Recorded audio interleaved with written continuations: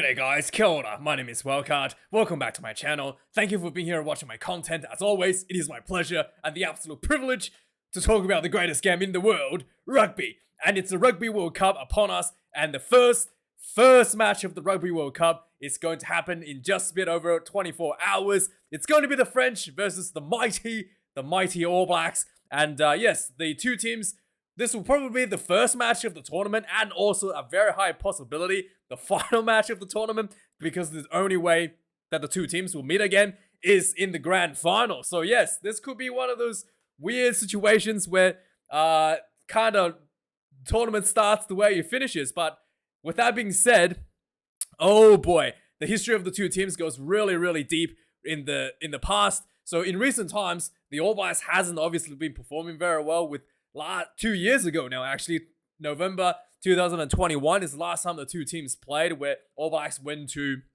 France and lost in the rain, and that was with the All Blacks wearing the infamous grey jersey, and losing in front of the French crowd. Obviously, the All Blacks don't have to worry about that anymore because they have changed the grey jersey to a white jersey to the guidelines of World Rugby for colorblind people. So every team in the world has a white away jersey, and there's no other option. So that saves the All Blacks from ever wearing grey again, to all the pleasure of the New Zealand public.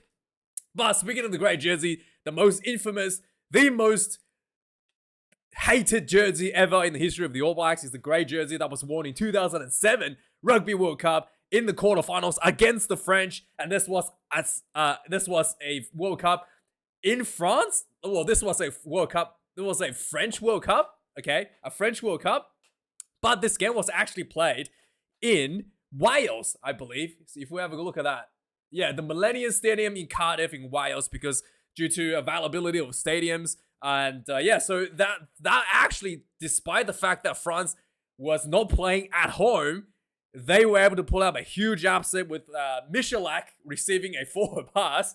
The New Zealanders still remembering that day. And then winning the game with obviously Dan Carter injuring himself in the second half as well in that match. And there was a finish into the game where Dan Carter was on the bench with, cast around his legs, holding with crutches, looking quite bad. Summed up the whole All Black tournament in that one shot of Dan Carter. And yeah, and that was the day that the All Blacks have not forgotten. And obviously the last big match the two teams played was the 2011 Rugby World Cup final. This was a very close match for the New Zealanders. They had injuries at number 10 position, and they had to call up, but what was his name? Donald? Stephen Donald, who was dropped for losing the Bledisloe Cup earlier that year to Australia in Hong Kong, and he was called back, and he had like a super tight, extremely tiny jersey was put onto the field to kick a winning goal for the All Blacks in the result by 1 point. And yeah, that was again against the French team that was really played beyond everybody's expectations against the All Blacks in that final Test match to finally breaking the hoodoo, so to speak, for the All Blacks. Ending their long losing streak at the Rugby World Cup. So coming to present day now, this game will be pretty tight, pretty close, and I think that both teams had a bit of an injury going to this match. The All Blacks had a bit of a niggle with Geordie Barrett, which means that Anton Lienert-Brown is a centre. We'll have a look at it in a second. And France obviously had Willemse injured in the locks position, and they have brought up Cameron Woolkey in the starting position. Obviously, Rugby World Cup, just like every other rugby match, the referee is going to be the most important player on the field. And we've got the Honourable Jaco Piper, the one and only South African referee at the Rugby World Cup, I believe, at least in the starting, at least as a key, maybe the TMO. They have, I think what's his name?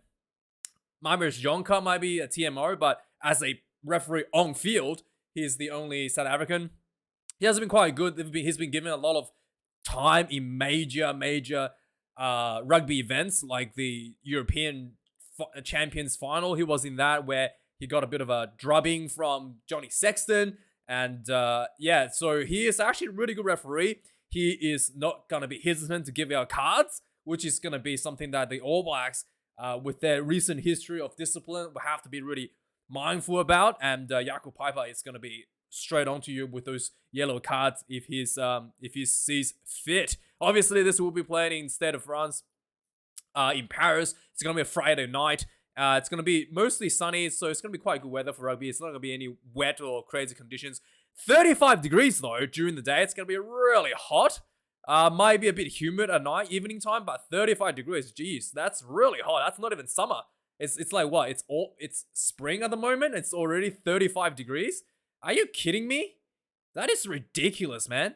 That's during the day, so it's probably not gonna be that bad in the evening. It's about 20 degrees in the evening. Still 35 degrees already. Wow, that is hot. So with that being said, let's have a look at the lineups for the game. Obviously, the French also had a bit of injury at the moment with Cyril Bay in the loose set prop position. But Reda Vardy has been brought up, who's actually not too bad for a scrummager himself.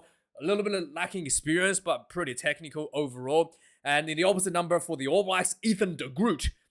He's been put on weight. I've checked his stats, and he is currently sitting at 135 kilos. He's about 120 last time I checked. According to allblacks.com, he's still 122 kilograms, but 135 kilograms according to the official Rugby World Cup stats on the Rugby World Cup website. So yeah, he has really put on a lot of size, and that hard work that he's putting in is really starting to show in some of that scrummaging that has been put forward for the All Blacks in recent times. So it'd be good to see how he fare against Antonio, who is the biggest prop in the world right now at 146 kilograms according to Rugby World Cup official numbers. And he has actually come down in weight. Apparently, he used to be like over 150, and he's just an absolute mammoth, almost 2 meters tall, and biggest tight head prop in the world. And Ethan de Groot will have a good match up against him. I do think that Ethan de Groot has a slightly better technique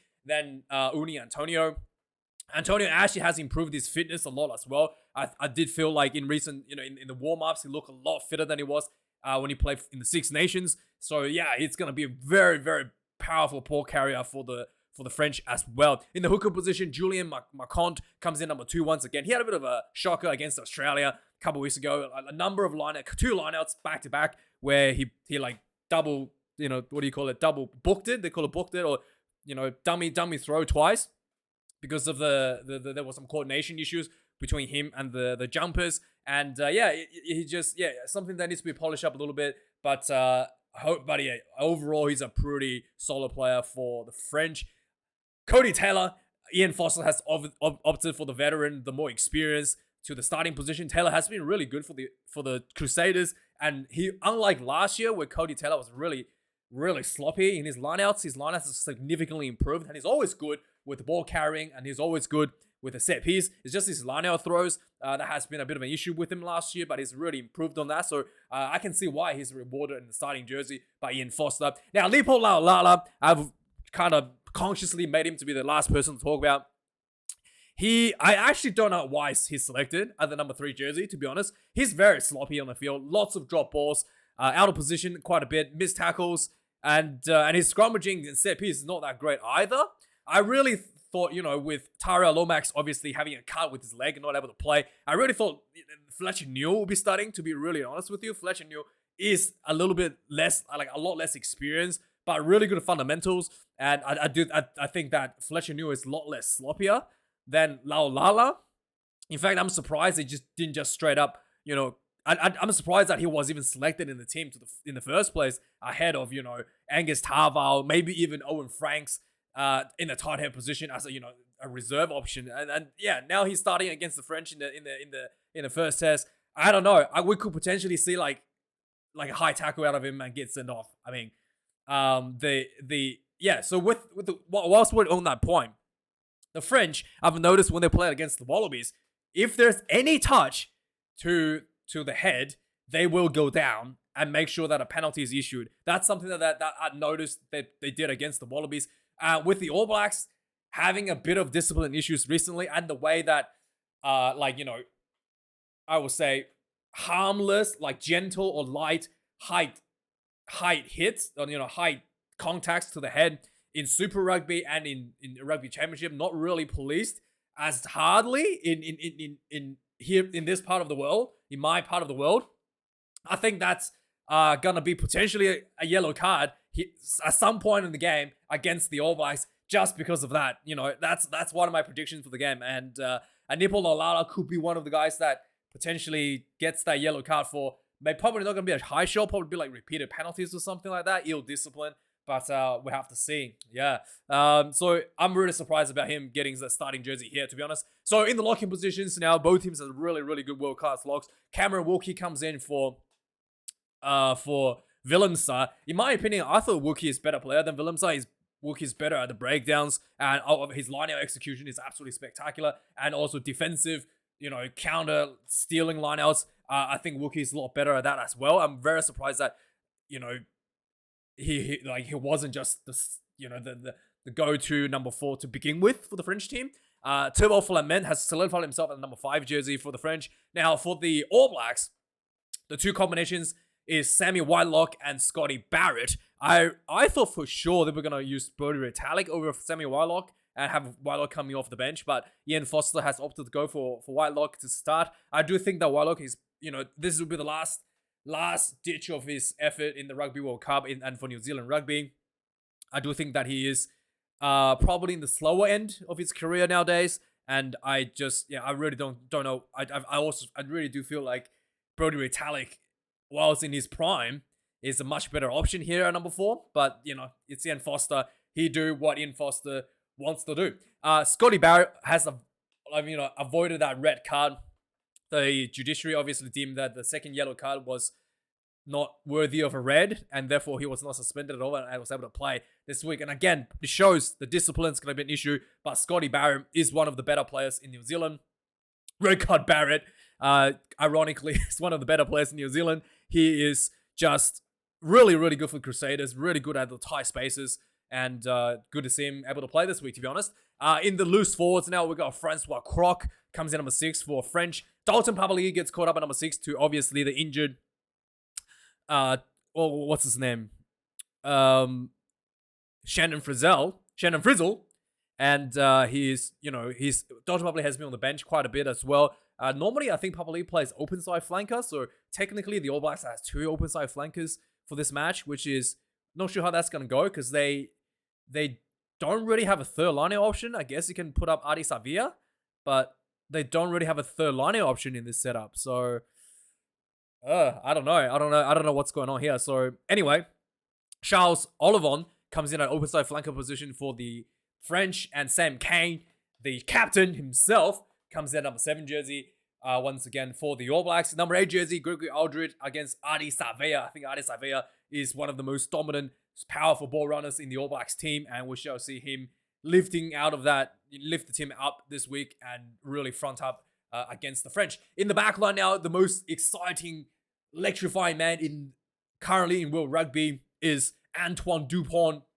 He's the captain of the French team, and also he is the playmaker, essentially out of the 9 position. He has learned from the best, from Fabien Galtier, the current French coach, who has had a history of beating the All Blacks. And he's the French flair is basically Antoine Dupont's the embodiment of that. And he's in really good hands, and the way he plays is actually so electrifying. He makes really quick decisions, and he actually takes a lot of that playmaking load out of the number 10 jersey. So despite Romain Ntamack being out for the entire duration for the preferred starting number 10, it's really not going to hurt the French too much, just the way they play out of the 9 anyway. Aaron Smith is a veteran now for the All Blacks, will be a lot less playmaking from the 9 position for the All Blacks. He will just be ensuring the fast ball for the All Blacks. Now, Matthew Jalibert is the number 10, has been settled once again for the French team. He's a pretty good player, good playmaker as well in his own right, but he's really don't have that much. Just the way the French is structured, his playmaking is not really that needed. They also have a thing that they like to do with the French is having the fullback do some playmaking as well, move up to the attack line. So the number 10 is really not that critical of a playmaker role for the French team. In the All Blacks, however, the number 10 is everything. Everything is funneled through the number 10. Richie Mo'unga will need to have a big game this week to really match up with the French flair, the attacking options the French possesses. The All Blacks do also sometimes like to have Beauden Barrett move up to the attack line as a second playmaker, but Beauden Barrett's playmaking has to be pretty poor recently, in my opinion, especially with some of those stupid crossfield kicks that's just gone to nobody, straight to the touch judge sort of thing. It's just, I don't know. I really felt like he should keep the ball in hand a little bit more for Beauden Barrett. If he is going to kick, you really make smarter kicking decision as well. So Richie Mo'unga came in at 10. Number 11, Gavin Villiers was really devastating against Wallabies last week and the best winger in New Zealand right now, arguably Mark Talea. He hasn't really been showing the same form he did as he had in Super Rugby, where he was literally just like single-handedly running through defense like he's playing against schoolboys. Not quite to that level, but he's still the best probably at the moment for the New Zealanders. Number 12, Yoram Moefana comes in for Jonathan Danty, who's having a bit of a leg injury, exacerbated by his extremely brutal performance against the Australians last week. Not 2 weeks ago now. The way he ran at the Wallabies was just absolutely devastating for the whole game, and he hurt himself in the process. So Yoram Moefana comes in at number 12, who's played number 12 quite a few times for the French and has done quite well. For the All Blacks, also the number 12, Jordie Barrett has been out. I do think that Anton Lienert-Brown is a better option for the All Blacks at number 12 anyway, because Anton Lienert-Brown is a lot better at the breakdown than Jordie Barrett. Despite Jordie Barrett being like overall more well-rounded a player, I do think Anton Lienert-Brown is actually better for the purpose of a number 12, being able to contest those breakdowns. And I do see that, Jonathan Danty is really good at the breakdown. That's like his specialty, being out. Anton Lienert-Brown actually has a bit of an advantage here over Moefana in that collision area. Gael Fickou comes in again, number 13 for the French. The size and veteran instincts he brings to the French backline, always incredibly valuable. Rieko Ioane brings us speed. That third winger option for the All Blacks really needs to show that, show what he's learned. He's really developing quite a lot in the last couple of years in the center position, and this is the time. This is time to showcase what he's learned. Like, sometimes he plays like an absolute god. Other times you don't even know he was on the field. It's one of those things. And like, the All Blacks really need to, like, his other teammates. Like, I think Anton Lienert-Brown will really help him out with this match. Give him some opportunity, create some space for him, give him the ball a little bit, and set him up for some potential line breaks in the wider channel. So looking forward for this match for Rieko performance next to Anton Lienert-Brown. And number 14, Damien Penaud, one of the most devastating wingers, one of the best finishers in the French team. His strike rate is extremely high, and also with really good kick chase game from his disposal, incredibly dangerous. But his opposite number 14, Will Jordan, who also possesses very similar abilities. In fact, I think Will Jordan is slightly better under the high ball than Penaud, but also possesses those cheap kick behind strategies. So yeah, this will be a great matchup. I think this is probably the best number 14s in the world. Probably not best number 14. I guess the best number 14 is in South Africa at the moment. This will be, very, very highly contested position on the field this weekend. Finally, the fullback position, always one of the most important positions on the field. Tomo Ramos, also the goal kicker, almost 100% strike rate. And the Richie Mo'unga had a bit of a shocker against the South Africans, so he has to live with this game in terms of the goal kicking. Ramos is extremely good with the kicking game as well. He's not really a counter-attacking runner, so to speak, but he's just really, really good with managing the territory, managing the possessions, managing where the game is played on the field. And in this photo, I just wanted to show you, he looks like an absolute psychopath. Like, look at his eyes. He looks like an absolute crazy psychopath. Guys, he doesn't actually look like that. He's actually quite nice guy. Just looks like an absolute psychopath there. He's obviously next to the much more handsome Beauden Barrett. Beauden Barrett looked like a normal person, looked like a GQ model, and Ramos looked like someone out of the crazy house. Look at him. It looks like it's straight out of the crazy house. Anyway, so Beauden Barrett obviously looks like a male model himself. Anyway, Beauden Barrett obviously having moved to the 15 jersey again.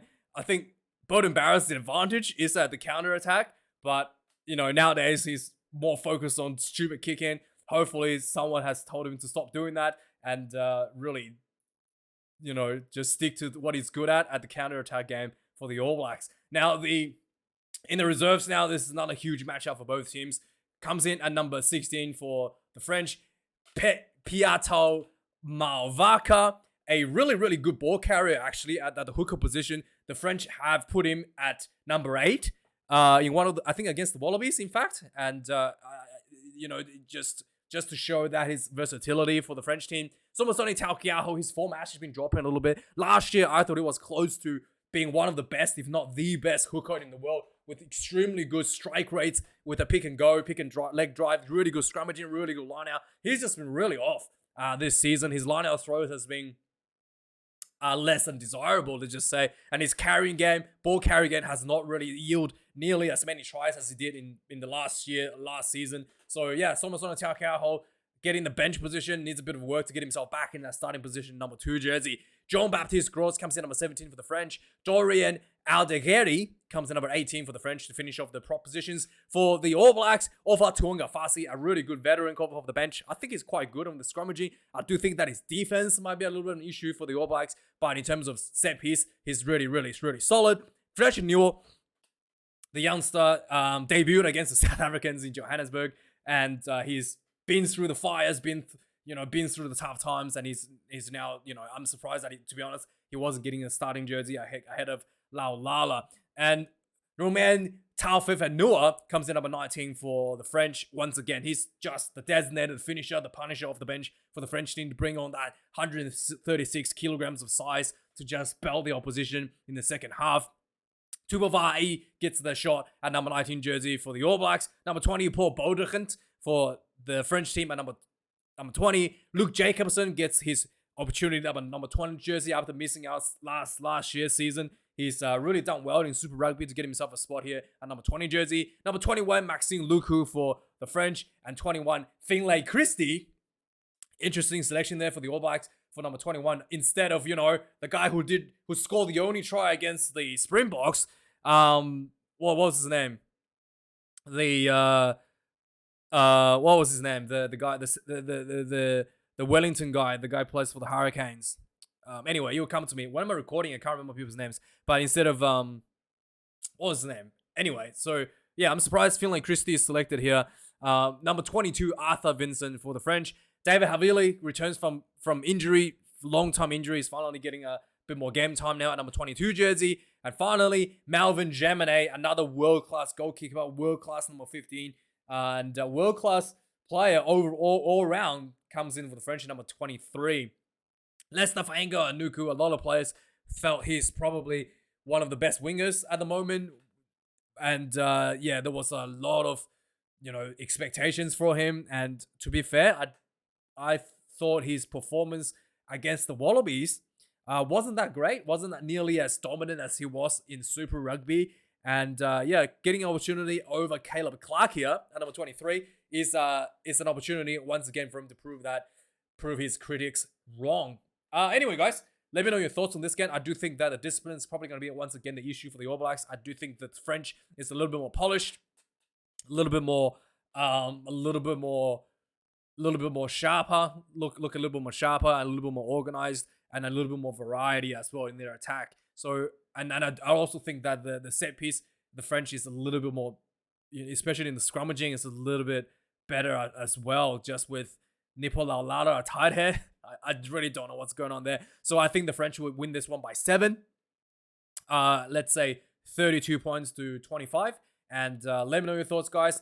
Like, comment, subscribe, and I'll see you guys for the reviews for this game, and also I will be doing commentary for this game as well. So tune in live on this channel if you want to listen to me talk about stupid stuff that happens during the game. Thanks for watching, guys. Have a good one. I'll see you guys later. Cheers.